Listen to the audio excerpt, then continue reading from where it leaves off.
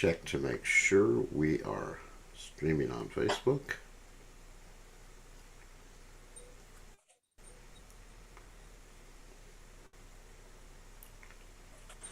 Yes, we are live.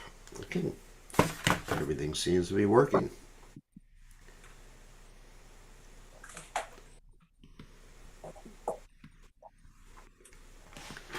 All right.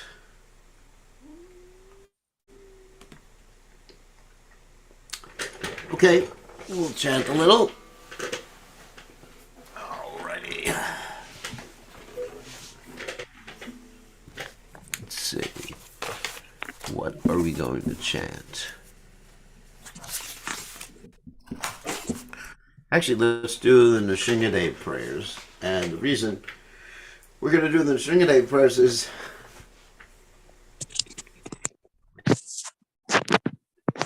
I don't want fucking Facebook. oh, I forgot to mute everybody. That's the glitch. Hold on a second.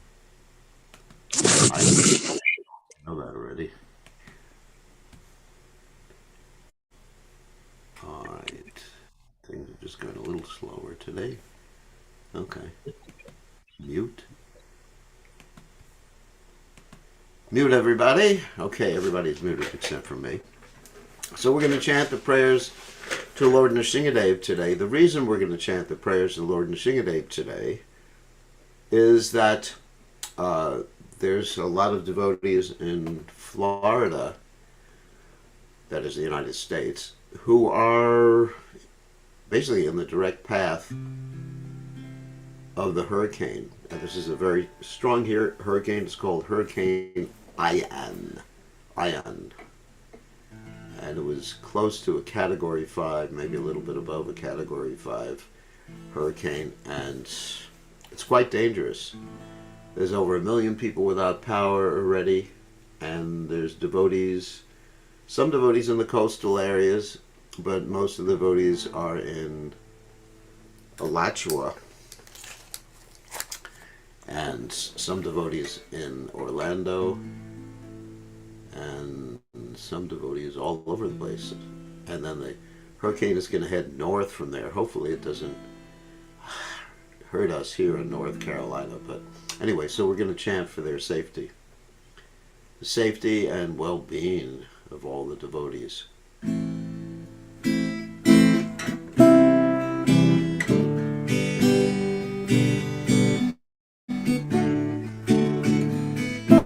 Namaste, Sringaya, la Dayane, Hiranyakasi, Urvakshakha, Shilatam Kanakalaye, Ituna Singha Bhara Tona Singho, Yato Yamita Tona Singha, Bahira Singho, Relay the Singho, the Singha Madir, Sharanam Brahma Joy, the Singha Madir, Sharanam Brahma Joy, Namaste, Nara Singaya, Malada Lad, Dayane, Hiranyakasi, Urvakshaha, Shilatamka, Kalaye, Itona Singha Paratuna Singho, Yatuya Tuna Singha, Makina Singho, Ridayana Singho, the Singha Madim, Sharanam Brahma Joy. Avakana Kamala Rain Kama to sing.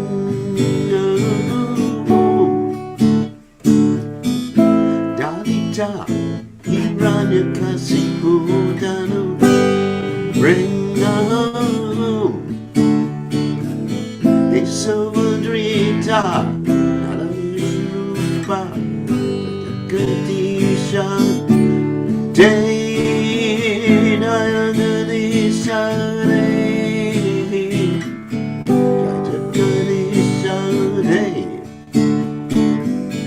Avakara coming up a brain and come a boots. Swing Dalita, Monica Sifu, gonna bring a summer dream time, not only Rupa, the goody Sunday, try the goody Sunday, try the goody Sunday. A summer tree top, not only Rupa, the goody Sunday, try the goody Sunday, try the goody Sunday, try the swinger Dave, the swinger Dave, the swinger Dave, the swinger Dave. Singer Dave, the singer Dave, the singer Dave, the singer Dave, Prabhupada, Prabhupada, Prabhupada, Prabhupada, Prabhupada, Prabhupada, Prabhupada, Prabhupada, Haribo.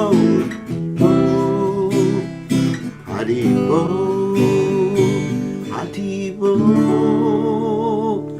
Jai Om Vishnupad, Paramahansa Paravatkacharya, all Sutana Satashi Shimad, His Divine Grace Abhaya, Chananada Bhaktivedanta Goswami, Maharaj Srila Prabhupada Ki Jai, ISKCON Founder Acharya Srila Prabhupada Ki Jai, Anandakoti Vaishnava Vrinda Ki Jai, Namacharya Srila Haridas Thakur Ki Jai, Prem Se Kaho Shri Krishna Chaitanya Prabhu Nityananda Shadwaita Gadadha Shri Vasudhi Gaur Bhakta Vrinda Ki Jai, Shri Shri Radhakrishna Gopikopanath Sayam Kunda Radhakunda Giri Govardhan Ki Jai, Vrindavanam Ki Jai, Mathuradam Ki Jai, Jagannath Swami Ki Jai, Yamunamai Ki Jai, Namacharya Srila Haridas Thakur Ki Jai, Prem Se Kaho Shri Krishna Chaitanya Prabhu Nityananda Shadwaita Gadadha Shri Vasudhi Gaur Bhakta Vrinda Ki Jai, Shri Shri Radhakrishna Gopikopanath. All glory is the assembled devotees. All glory is the assembled devotees. All glory is the assembled devotees. All glory is to Shri Guru and Gauranga Srila Prabhupada Ki Jai. Nama Om Vishnupadaya Krishna Vastaya Bhutale Srimati Bhaktivedanta Swami Tidamani Namaste Saraswati Devi Gauravani Pacharani Nivashesha Shunyavadi Paschatya Dejatarani. So let me read the translation. I offer my obeisances to Lord Nrsimha, who gives joy to his dearmost devotee Prahlad Maharaj, and whose nails are as chisels on the stone-like chest of the demon Hiranyakashipu. Lord Nrsimhadev is here, and Lord Nrsimhadev is also there. It's actually, he's inside and outside. Ito Nrsimha, Parato Nrsimha. Wherever I go, there is Lord Nrsimha. Lord Nrsimha is outside. Lord Nrsimha is within the heart. Oh, that's Bahira Nrsimha, Hridaya Nrsimha. Under Lord Nrsimhadev, the origin and supreme shelter, I surrender. Of course, Lord Nrsimhadev is Krishna. But he's in Krishna in a little bit different mood. Actually, quite a bit of a different mood. So we're praying to Lord Nrsimhadev to protect all the devotees, worldwide, of course, but especially right now, in the path of Hurricane Ian, which is going through Florida and also Georgia, South Carolina, and North Carolina, where we are. Okay, so thank you very much for your prayers, and now we will go on to the Krishna book. We're reading from the 42nd chapter of the Krishna book, and it's Krishna entering Mathura. And when he enters Mathura, of course, he is already, according to the reading we already did, he's already liberated Kubja, or straightened up Kubja. He's chopped off the head of the person who was washing clothes, and he's blessed a lot of other devotees. So, let us go to the Krishna book. This is Krishna entering Mathura, getting ready to kill the elephant, Kuvalyapita, and getting ready to kill his uncle, Kamsa. Okay, so we'll share the screen. Here we go. So, Om Gana Timiranda Shah Gananjana Shlakaya Chakshur Unmeditam Yena Tasmai Shikadave Namaha. I offer my respectful obeisances under the lotus feet of my spiritual master, His Divine Grace A.C. Bhaktivedanta Swami Srila Prabhupada, who so kindly opened my eyes with the torchlight of knowledge while I was blinded in the darkness of ignorance. Okay, let's share. There we go. And let's set up the screen. All right.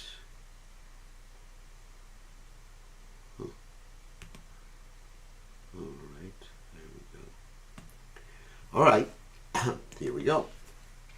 Krishna next inquired from the citizens as to the location of the place of sacrifice. Kamsa had arranged for the sacrifice called Dhanur Yajna, that means the sacrifice of the bow. And to designate this particular sacrifice, he had placed a big bow near the sacrificial altar. The bow was very big and wonderful and resembled a rainbow in the sky.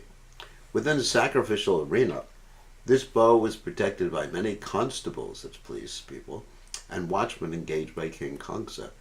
As Krishna and Balaram approached the bow, they were warned not to go nearer. But Krishna ignored this warning. He forcibly went up and immediately took the big bow in his left hand. After stringing the bow in the presence of the crowd, he drew it and broke it at the middle into two parts, exactly as an elephant breaks sugar cane in the field. Let's write this down. All right. I was thinking of something. Everyone present appreciated Krishna's power. The sound of the bow cracking filled both sky and land and was heard by Kamsa. When Kamsa heard what had happened, he began to fear for his life. The caretakers of the bow, who were standing by watching, became very angry, and with their respective weapons in hand, they rushed toward Krishna shouting, "Arrest him! Arrest him! Kill him! Kill him!" Krishna and Balaram were surrounded. When they understood the sinister motives of the guards, they became angry, and taking up the two pieces of the broken bow, they began to beat down all of Kamsa's caretakers. While this turmoil was going on, Kamsa sent a small group of troops to assist the caretakers, but Krishna and Balaram fought with them also and killed them, just using the pieces of the bow. After this, Krishna did not proceed further into the sacrificial arena, but went out the gate and proceeded toward their resting camp. Along the way, he visited various places in Mathura city with great delight, seeing the activities and wonderful prowess of Krishna. All the citizens of Mathura began to consider the two brothers to be demigods who had come down to Mathura, and they all looked upon them with great astonishment. The two brothers strolled carefree in the street, not caring for the law and order of Kamsa. As sunset approached, Krishna, Balaram, and their coward boyfriends went to the outskirts of the city, where all their carts were assembled. Thus, Krishna and Balaram gave some preliminary hints of their arrival to Kamsa, and he could understand what severe type of danger was awaiting him the next day in the sacrificial arena. When Krishna and Balaram had been going from Vrindavan to Mathura, the inhabitants of Vrindavan had imagined the great fortune of the citizens of Mathura in being able to see the wonderful beauty of Krishna, who is worshipped by his pure devotees as well as the goddess of fortune. The fantasies of the residents of Vrindavan were now actually realized, for the citizens of Mathura became fully satisfied by seeing Krishna. When Krishna returned to his camp, He was taken care of by servants who washed his lotus feet, gave him a nice seat, and offered him milk and palatable dishes. After taking supper and thinking of the next day's program, he very peacefully took rest. Thus he passed the night there. On the other side, when Kamsa came to understand about the breaking of his wonderful bow and the killing of the caretakers and soldiers by Krishna, he could partially realize the power of the Supreme Personality of Godhead. He could realize that the eighth son of Devaki had appeared and that now his death was imminent. Thinking of his imminent death, he was restless the entire night. He began to have many inauspicious visions, and he could understand that Krishna and Balaram would approach the precincts of the city were his messengers of death. Kamsa saw various kinds of inauspicious signs while both awake and dreaming. When he looked in the mirror, he could not see his head, although the head was actually present, that is, on the body. He saw the luminaries in the sky in double, although there was only one set factually.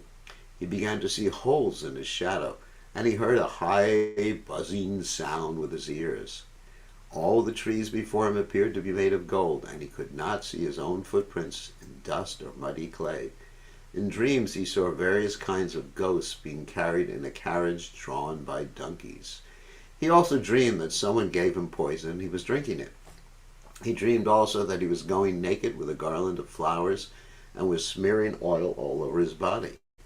Thus, as Kamsa saw various signs of death while both awake and sleeping, he could understand that death was certain, and thus in great anxiety he could not rest that night. Just after the night expired, he busily arranged for the wrestling match. Normally, these signs that predict death or something auspicious are actually very subtle, and there's a whole science, a Vedic science, in determining what signs indicate what. I mean, for example, the typical one we always talk about is that when a man's right eye starts twitching, that means something auspicious is going to happen. When the left eye starts twitching, that means something inauspicious is going to happen. So with a lady, it's exactly the opposite. The right eye means twitching means inauspicious. The left eye twitching means auspicious. So that's just one thing. So there's different signs, like if a deer crosses this way, or is on the right side of the road, or the left side of the road, or there's a dog, or whatever. It's a very subtle science, and you have to really know the science or have someone who interprets the different signs for you.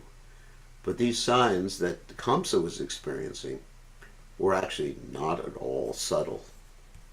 I mean, any fool could understand that when you see ghosts and goblins on a chariot being drawn by asses, it's not auspicious. When you see holes in your shadow, when you don't see your head in a mirror, you're in trouble. You better start chanting Hare Krishna very, very, very sincerely at that point.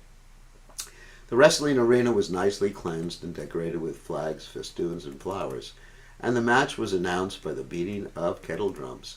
The platform appeared very beautiful due to streamers and flags. Different types of galleries were arranged for respectable persons, kings, brahmanas, and kshatriyas. The various kings had reserved thrones, and others had arranged seats also. Kamsa finally arrived, accompanied by various ministers and secretaries, and he sat on a raised platform especially meant for him. Unfortunately, although he was sitting in the center of all his governing executive heads, his heart was palpitating in fear of death. We experience that, of course, when there's some fear of something. The heart actually starts to palpitate or miss some beats or something like that. Cruel death evidently does not care even for a person as powerful as Kamsa. When death comes, it does not care for anyone's exalted position. When everything was complete, the wrestlers who were to exhibit their skills before the assembly walked into the arena. They were decorated with nice ornaments and dress. Some of the famous wrestlers were Chanura, Mushtaka, Shala, Kuta, and Toshala. Being enlivened by the musical concert, they passed through with great alacrity. That means happiness. All the respectable cowherd men who came from Vrindavan, headed by Nanda, were also welcomed by Kamsa. After presenting Kamsa with the milk products they had brought with them, the coward men also took their respective seats by the side of the king on a platform especially meant for them. So thus end the Bhaktivedanta purport of the 42nd chapter of Krishna, the breaking of the bow in the sacrificial arena. So now we'll go to chapter 43. The killing of the elephant. Kuvalaya Pida. Kuvalaya Pida. That's right. After taking their baths and finishing all other morning duties, Krishna and Balaram could hear the beating of the kettle drums in the wrestling arena. They immediately prepared themselves to proceed to the spot to see the fun. When Krishna and Balaram reached the gate of the wrestling arena, they saw a big elephant of the name Kuvalaya Pida. Kuvalaya Pida, that's right.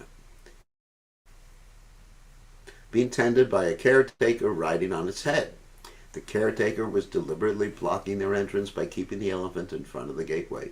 Krishna could understand the purpose of the caretaker, and he prepared himself by tightening his clothes before combating the elephant. He addressed the caretaker in a very grave voice, as resounding as a cloud. "You miscreant caretaker, give way and let me pass through the gate. If you block my way, I shall send you and your elephant to the house of death personified." The caretaker, being thus insulted by Krishna, became very angry, and in order to challenge Krishna, as was previously planned, he provoked the elephant to attack. The elephant then moved before Krishna like inevitable death. It rushed toward him and tried to catch him with its trunk, but Krishna very dexterously moved behind the elephant. Being able to see only to the end of its trunk, the elephant could not see Krishna hiding behind its legs, but it tried to capture him with its trunk. Krishna again very quickly escaped capture, and he again ran behind the elephant and caught its tail. Holding the elephant by its tail, Krishna began to pull it, and with great strength he dragged it for at least 25 yards, just as Garuda drags an insignificant snake. Krishna pulled the elephant from this side to that, from right to left, just as he used to pull a calf by its tail in his childhood. After this, Krishna went in front of the elephant and gave it a strong slap. He then slipped away from the elephant's view and ran to its back. Then falling down, Krishna's just having a good time. He's just playing with the elephant. Then falling down on the ground, Krishna placed himself in front of the elephant's two legs and caused it to trip and fall. Krishna immediately got up, but the elephant, thinking that he was still lying down, tried to push an ivory tusk through the body of Krishna by forcibly stabbing it into the ground. Although the elephant was harassed and angry, the caretaker riding on its head tried to provoke it further. The elephant then rushed madly toward Krishna. As soon as it came within reach, Krishna caught hold of the trunk and pulled the elephant down. When the elephant and caretaker fell, Krishna jumped on the elephant, broke off one of its tusks, and with it killed the elephant and the caretaker also. After killing the elephant, Krishna took the ivory tusk on his shoulder, decorated with drops of perspiration and sprinkled with the blood of the elephant. He looked very beautiful, and thus he proceeded toward the wrestling arena. Lord Balaram took the other tusk of the elephant on his shoulder. Accompanied by their coward boyfriends, they entered the arena. When Krishna entered the arena with Balaram and their friends, he appeared differently to different people according to their different relationships, that is, rasas, with him. Krishna is the reservoir of all pleasure and all kinds of rasas, both favorable and unfavorable. He appeared to the wrestlers exactly like the thunder roll. Of course, there are unfavorable rasas.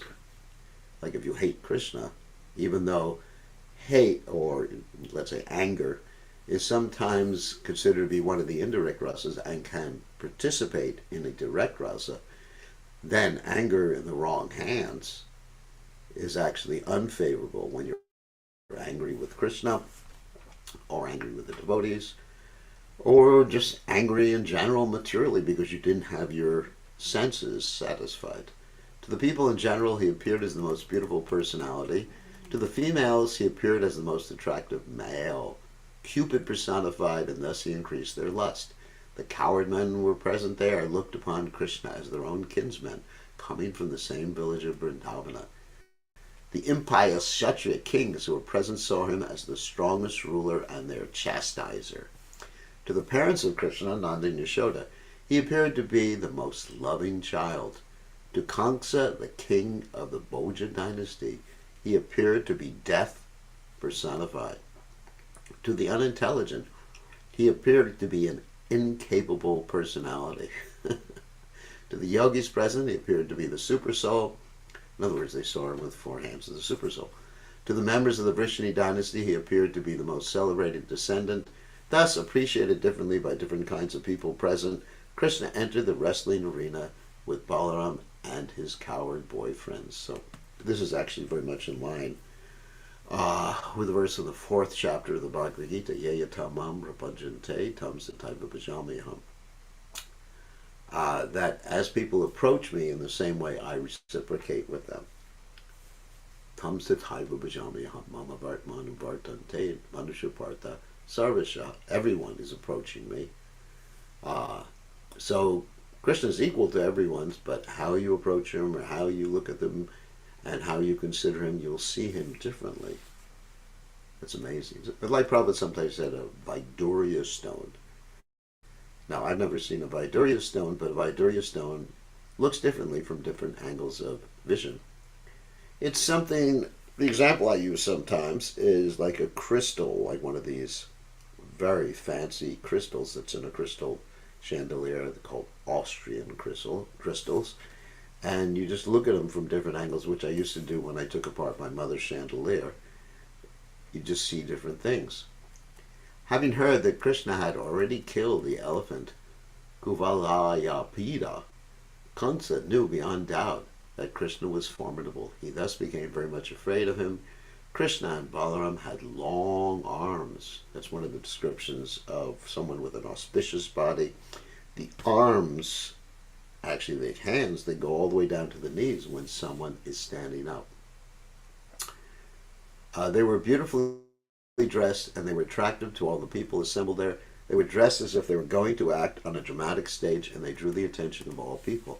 The citizens of Mathura city who saw Krishna, the Supreme Personality of Godhead, became very much pleased and began to look on his face with insatiable glances, as if they were drinking the nectar of heaven. Seeing Krishna gave them so much pleasure that it appeared as if they were not only drinking the nectar of seeing his face, but were also smelling the aroma and licking up the taste of his body, and were embracing him and Balaram with their arms. They began to talk among themselves about the two transcendental brothers. For a long time they had heard of the beauty and activities of Krishna and Balaram, but now they were personally seeing them face to face. They thought that Krishna and Balaram were two plenary incarnations of the Supreme Personality of Godhead, Narayan, who had appeared in Vrindavana. The citizens of Mathura began to recite Krishna's pastimes. His birth as the son of Vasudeva, his being taken into the care of Nanda Maharaj, and his wife in Gokula.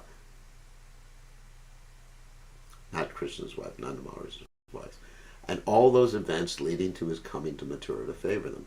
They spoke of the killing of the demon Putana as well as the killing of Trinavarta, who came as a whirlwind. They also recalled the deliverance of the twin brothers from within the Amala Arjuna trees. The citizens of Mathura spoke among themselves. Shankachuda, Kishi, Dhenukasura, and many other demons were killed by Krishna and Balaram in Vrindavana. Krishna also saved all the coward men of Vrindavana from a devastating fire. He chastised the Kalya snake in the water of the Yamuna, and he curbed the false pride of the heavenly king Indra. Krishna held up the great Govardhan hill in one hand for 7 continuous days and saved all the people of Gokula from incessant rain, hurricane, and hailstorms. They also began to remember other enlivening activities. The damsels of Vrindavan were so much pleased by seeing Krishna's beauty and participating in his activities that they forgot the troubles of material existence. By seeing Krishna and thinking of him, they forgot all sorts of fatigue. The Mathura citizens discussed the dynasty of Yadu, saying that because of Krishna's appearance in this dynasty, the Yadus would remain the most celebrated family in the whole universe. The citizens of Mathura then began to talk about Balaram.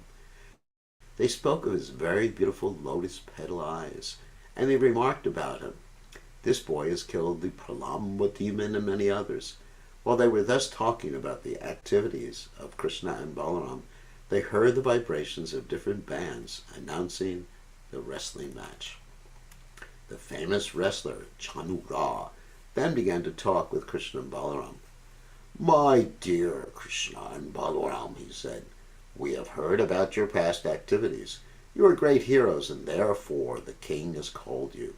We have heard that your arms are very strong. The king and all the people present here desire to see a display of your wrestling abilities. A citizen should be obedient and please the mind of the ruling king. Acting in that way, the citizen attains all kinds of good fortune. One who does not care to act obediently is made unhappy because of the king's anger. You are coward boys, and we have heard that while tending the cows in the forest, you enjoy wrestling with each other. We wish, therefore, for you to join with us in wrestling so that all the people present here, including the king, will be pleased." Krishna immediately understood the purpose of Chanura's statements, and he prepared to wrestle with him. But, according to the time and circumstances, he spoke as follows. "You are a subject of the king of the Bhojas, and you live in the jungle. We are also indirectly his subjects, and we try to please him as far as possible. This offer of wrestling is a great favor of his, but the fact is that we are simply boys. We sometimes play in the forest of Vrindavan with our friends who are our own age. We think that to combat persons of equal age and strength would be good for us, but to fight great wrestlers like you would not be good for the audience. It would contradict their religious principles." Krishna thus indicated that the celebrated strong wrestlers should not challenge Krishna and Balaram to fight. In reply to this, Chanura said, "My dear Krishna, we can understand very well that you are neither a child or a young man. You are transcendental to everyone." So Chanura actually understands the philosophy. "As is your big brother Balaram, you have already killed the elephant Kuvalayapida, who is capable of fighting thousands of other elephants. You have killed him in a wonderful way. Because of your strength, it behooves you to compete with the strongest wrestlers amongst us. I therefore wish to wrestle with you, and your elder brother Balaram will wrestle with Mushtika." Thus ends the Bhaktivedanta purport of the 43rd chapter of Krishna, the killing of the elephant Kuvalayapida. Okay, so we did chapter 43, and then we go to chapter 44, which is the culmination, which includes the killing of Kamsa, in addition to the wrestlers. After Kamsa's wrestlers expressed their determination, the Supreme Personality of Godhead, the killer of Madhu, Madhu was a demon. Madhu and Kaitava, there were demons who stole the Vedas. That's a different story. Confronted Chanura, and Lord Balaram, the son of Rohini, confronted Mushtika. Krishna and Chanura, and then Balaram and Mushtika locked themselves hand to hand, leg to leg, and each began to press against the other with a view to coming out victorious. They joined palm to palm, calf to calf, head to head, chest to chest, and began to strike each other. The fighting increased as they pushed each other from one place to another. One captured the other and threw him down on the ground. Another rushed from the back to the front of another and tried to overcome him with a hold. The fighting increased step by step. It was picking up, dragging, and pushing, and then the legs and hands were locked together. All the arts of wrestling were perfectly exhibited by the parties as each tried his best to defeat the opponent. So you can see here that to a certain extent, it appeared that Chanura and Mushtika were actually getting some blows in there. I'm not saying they were winning, but they were getting some blows in there. And how did that happen? Even though Krishna is the Supreme Personality of God, he wanted to enjoy this chivalrous exchange. He wanted to enjoy the fight. He wanted to enjoy anger. He wanted to enjoy chivalry. And he wanted to entertain all the devotees who were watching, to increase their desire for Krishna to win. So that also increased their anxiety too, as we're going to read here. But the audience in the wrestling arena was not very much satisfied, because the combatants did not appear to be equally matched.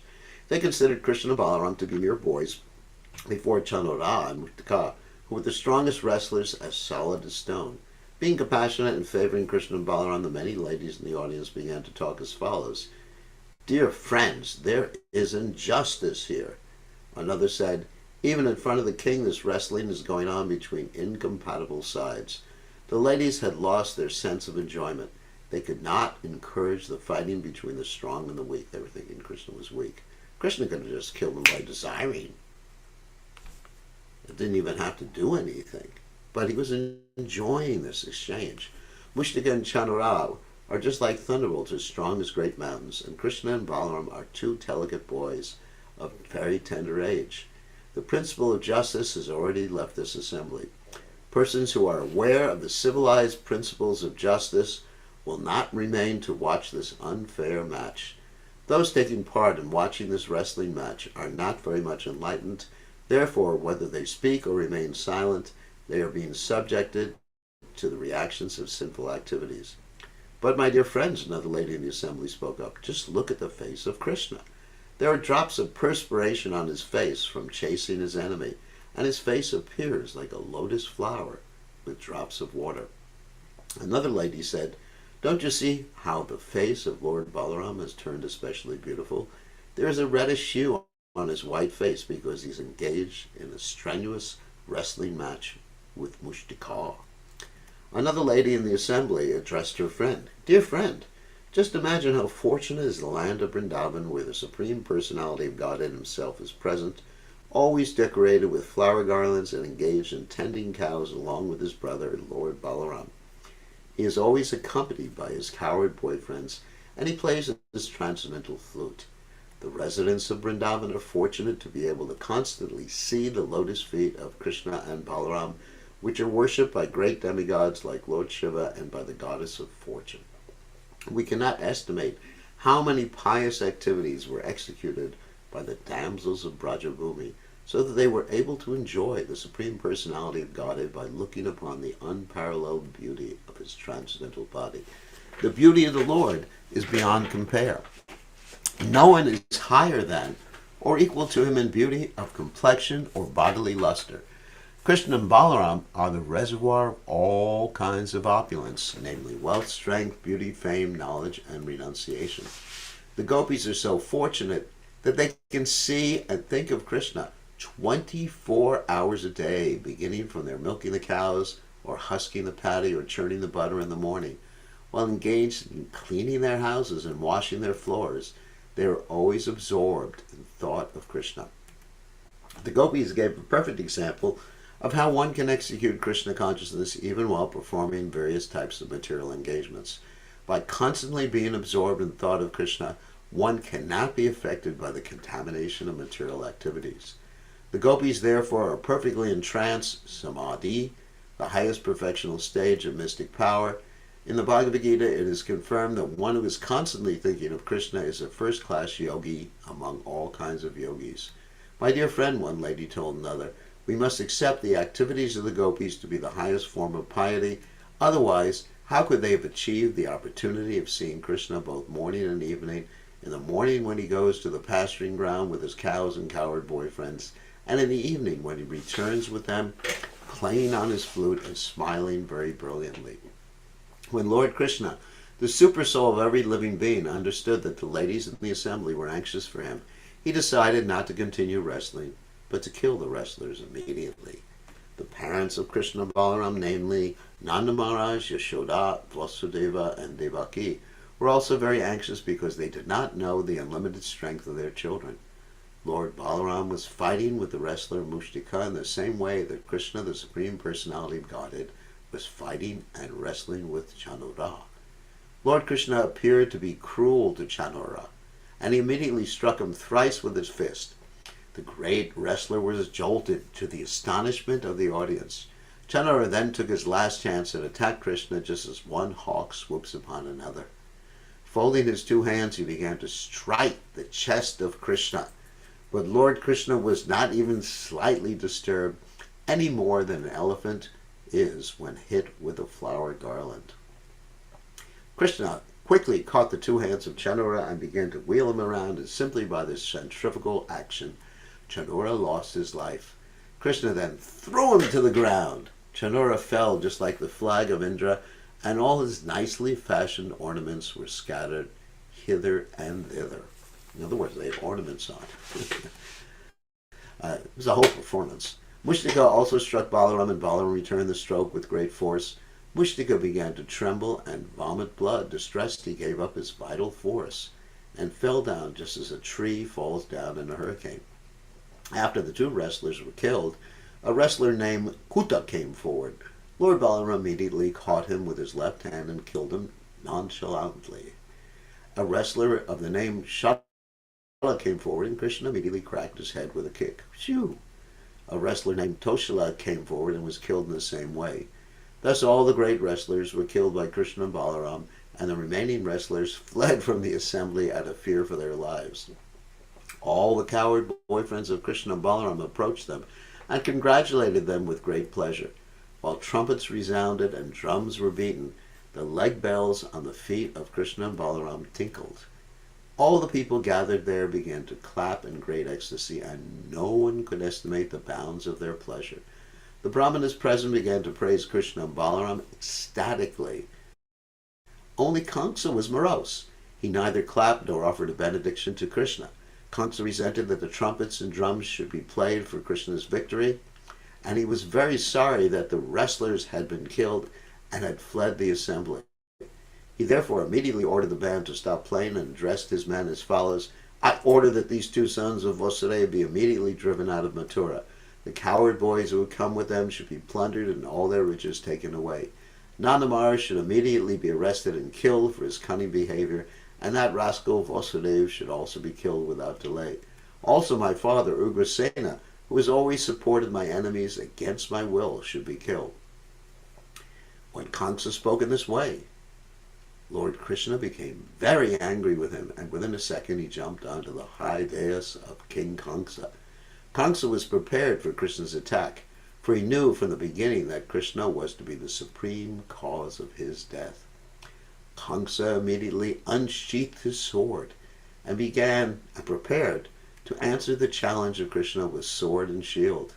As Kamsa wielded his sword up and down, hither and thither, Lord Krishna, the supreme powerful Lord, caught hold of him with great force.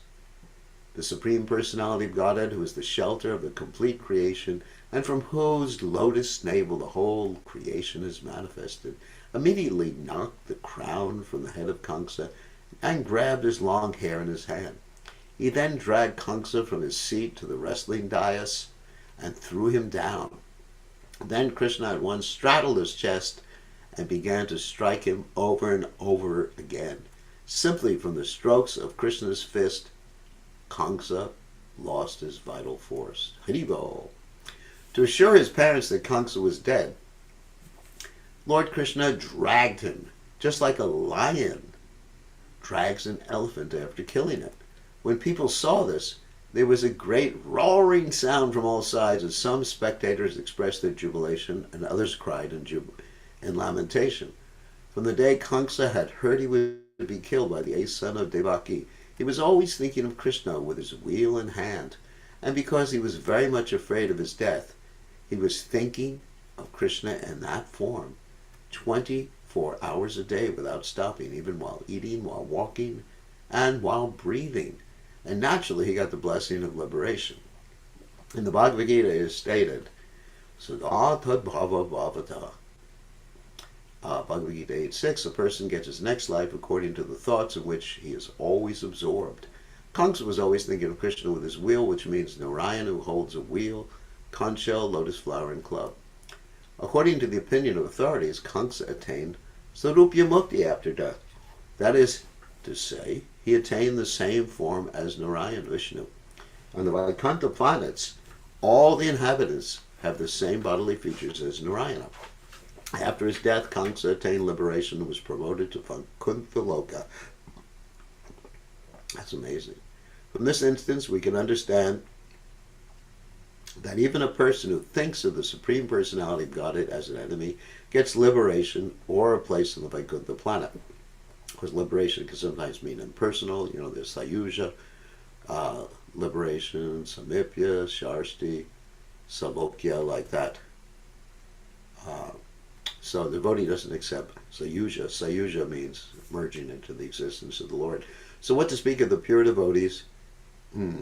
Even an enemy killed by Krishna gets liberation and is placed in the impersonal Brahmajyoti. Since the Supreme Personality of God is all good, anyone thinking of him either as an enemy or as a friend gets liberation.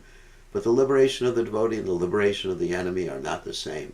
The enemy generally gets the liberation of Sayuja, which means merging, and sometimes he gets Sarupya, means it gets a form like that of the Lord. Kamsa had 8 brothers headed by Kanka, and all of them younger than he. And when they learned that their elder brother had been killed, they combined together and rushed toward Krishna in great anger to kill him. Kamsa and his brothers were all Krishna's maternal uncles, brothers of Krishna's mother, Devaki. When Krishna killed Kamsa, he killed his maternal uncle, which is against the regulations of Vedic injunctions. Although Krishna is independent of all Vedic injunctions, he violates the Vedic injunctions only in inevitable cases. Kamsa could not be killed by anyone but Krishna, and therefore Krishna was obliged to kill him. But as far as Kamsa's 8 brothers were concerned, Balaram took charge of killing him.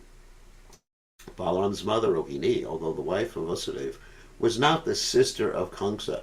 Therefore Balaram took charge of killing all of Kamsa's 8 brothers.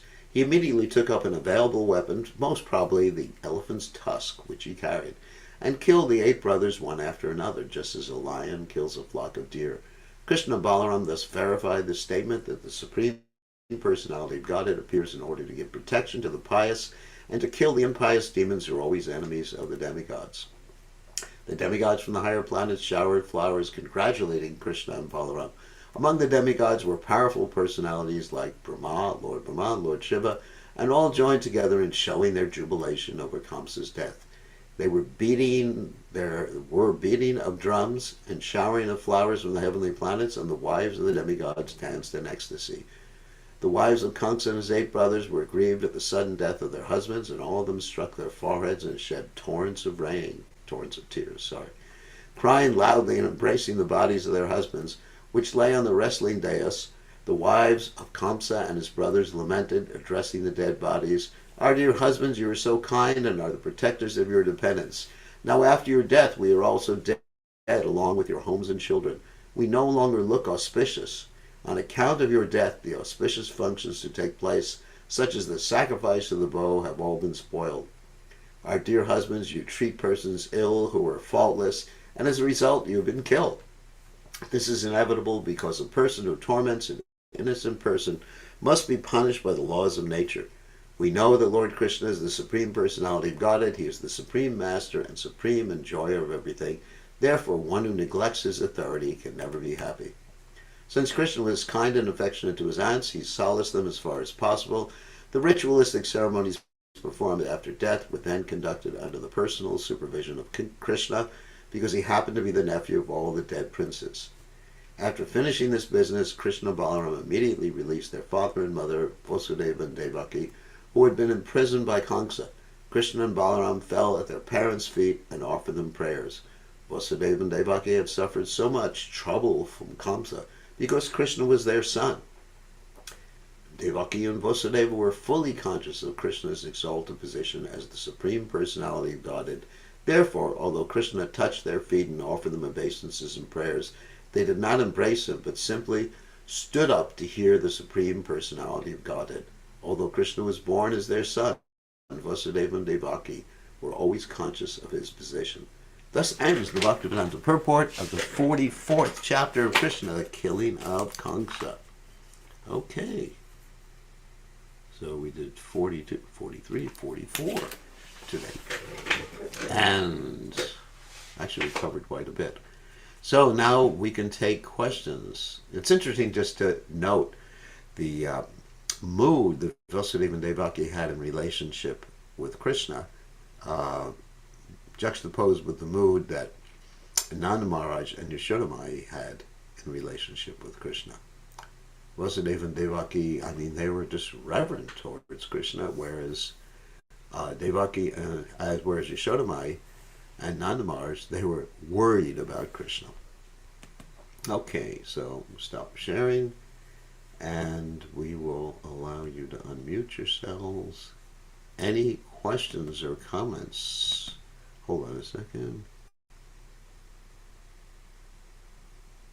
Wait a second so I can unmute you. There we go. Okay, so you can either unmute yourself, or you can type in the chat window, or you can raise your hand and I'll call on you. So, oh, there's something in the chat window. Hold on a second. Let me just see what it is. Hare Krishna, Guru Maharaj. Despite inauspicious signs and having knowledge of Krishna's pastimes and also aware of Krishna being the Supreme Personality Godhead, Kamsa was still determined. His determination was not to give pleasure to Krishna either, like Bhishma Pitamaha. How do we understand Kamsa's character in our lives? In other words, Kamsa was overcome with material emotions. You see that whether one's overcome with material emotions or one's overcome with spiritual emotions, one can forget philosophy. We talked about this in relationship with the gopis, that sometimes they actually appeared to know about Krishna's ontological position. And at other times they seem to forget about Krishna's ontological position. Ontological means who he is, what his nature is. Is because the emotions, spiritual emotions or material emotions, cover one's like philosophical understanding. Just like we have in the Bhagavad Gita, Avritam Gyanametena Gyanino Nichavayana. That thus one's intelligence or knowledge becomes covered by his eternal enemy, Kamarupena Kundiya Dushprayana Lenacha, which is never satisfied and burns like fire. That's one of my favorite verses. And then spiritually, we have Divyonada, transcendental madness. I mean, some of the Vyabhachari Bhavas appear to be madness and cause one to forget, or cause one to go into deep trance, or cause one to practically die. So, as far as Kamsa is concerned, it was material fear, material anger. He was remembering his past life as Kalanemi, the demon, who was killed by Vishnu. So that's why. Whereas grandfather Bhishma, he was fully aware that Krishna was the Supreme Personality of Godhead, and he was engaged in a chivalrous relationship with Krishna when he was attacking Krishna in the Battle of Kurukshetra, or attacking Arjuna, and then Krishna had to rush at him with the chariot wheel. So, because Bhishma actually took a vow that day he was going to kill Arjuna, or Krishna was going to break his promise, and he knew Krishna was going to break his promise because he knew Krishna was the Supreme Personality of Godhead. Okay, on that happy, blissful note, Isha, you have a question. Hare Krishna, Guru Maharaj. Please accept my humble obeisances. Guru Maharaj, as you said that demons killed by Krishna are placed in the Brahm Jyoti, then what happens to them? Do they fall down or? Yes. Yeah. Some demons were killed by Krishna to go to the Brahmajyoti. Kamsa was actually a little bit fortunate. He actually took Sarupya Mukti. He went to the spiritual world and he didn't fall down. Because once you go to the spiritual world, Tadgatva Nadivartate, one who goes there doesn't come down. So, but those who go to the Brahmajyoti, the Bhagavatam describes the Ruya Kuchena Parambatam. Ultimately, they fall down because they don't have shelter in the Brahmajyoti, yes. And they come back to the material universe. Good question. Thank you, Guru. Okay? Okay, so who else has a question? Raise your hand or type in the chat window or unmute yourself or we'll end early. Question, question, question. Nobody has a question. Okay. So we'll see everybody tomorrow. Today we covered roughly. So consciousness is purified once you reach the spiritual world. Yes. Because Kamsa was meditating on the form of the Lord. He knew Vishnu was going to kill him because he'd been killed in his previous life. Narada Muni actually told him that. And so he was meditating, like doing deity worship all the time. Like if one meditates on the form of the Lord, you know, if you all desire to enjoy society, friendship, and love in this world, then don't go to see Krishna, who was standing on the bank of the Jamuna playing his flute, the Keshi god. So that's a statement by Rupa Goswami. So once you see Krishna, you see the beauty of Krishna, you lose a taste for things in this world. So Kansa, at one point he was overcome by fear, especially fear and anger. But because he was meditating on Krishna, he became purified by that meditation. So whatever reason one is meditating on the Supreme Personality of God, then there is some question of purification. Because, like Prabhupada described, when you come in touch with fire, then you get burnt, or you become like fire. So that's why we try to get people to chant Hare Krishna, whether they chant Hare Krishna jokingly, whether they chant Hare Krishna derisively, whether they chant Hare Krishna meaning something else, they make some spiritual progress. That is called Nama Vash chanting. Yes. He was involved in meditation. Shravanam, Kirtanam, Vishnu Smaranam. And Krishna just purified the negative emotions, like he did with Surpanaka. He just purified the negative. He ignored the negative emotions. And then he accepted her as his girlfriend. So Krishna is Hey Krishna Karnana Sindhu Dinabandhu Jagatpate Gopesha Gopika Kanta Radhakanta Namostate. Also with Putana, there's a similar story with Putana. That Putana in her last life was Bali Maharaj's sister who got angry at Vamanadev. First she felt some parental affection towards Vamanadev, and then when she saw that Vamanadev took everything away from her brother, she got angry and thought, I want to kill him. So next birth, she took birth as Putana, and she went back to the spiritual world, and she became like a mother of Krishna. Here's another question. Weren't Jai... Now, Kamsa was not one of Jai and Vijay. That was Shishupal and Dantavakra in Krishna's pastimes. Or Ranyakashipu and Aranyaksha previously, or Ravana and Kumbhakarna. No, but Kamsa was not. He was actually a demon, Kalanemi. And that's described in the 8th canto of the Srimad Bhagavatam. Okay, time to end. Thank you very much for joining us, and we'll see everybody tomorrow. All glories to